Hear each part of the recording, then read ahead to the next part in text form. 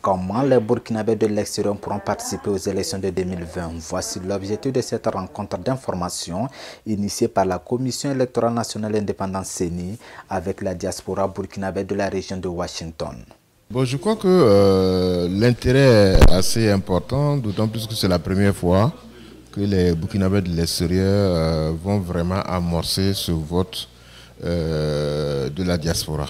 Ça, c'est la première des choses. Le deuxième élément, les gens ont besoin d'informations et je crois que la CENI fait ce déplacement pour expliquer le contenu de la nouvelle loi électorale avec ses dispositions nouvelles. Et là, on apprend bien que pour pouvoir voter, il faut soit la CNIB ou le passeport. Il faut être burkinabé, il faut avoir plus de 18 ans. Je crois que c'est des conditions à connaître.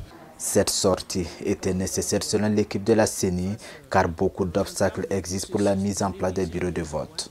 Des réalités rencontrées sur le terrain sont qu'il y a des zones de concentration des Burkinabés qui ne sont pas là où sont implantés les consulats ou bien les ambassades.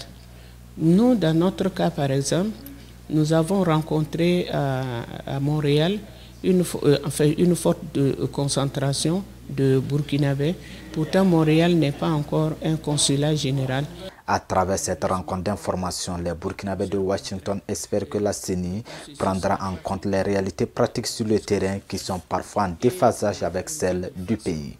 Et la mission, elle était vraiment la bienvenue parce qu'il y a des réalités sur le terrain que la loi n'arrive pas, par exemple, à partir du Burkina Faso d'appréhender et que leur existence ici, en Amérique ou dans les autres contrées, peuvent s'enquérir de ces réalités et faire retourner ça à la base. Et en fonction de ça, peut-être que des mesures vraiment plus idoines et adéquates pourront être tenues. Beaucoup de questions ont été adressées à l'équipe de la CENI qui parfois a du mal à trouver une réponse adéquate.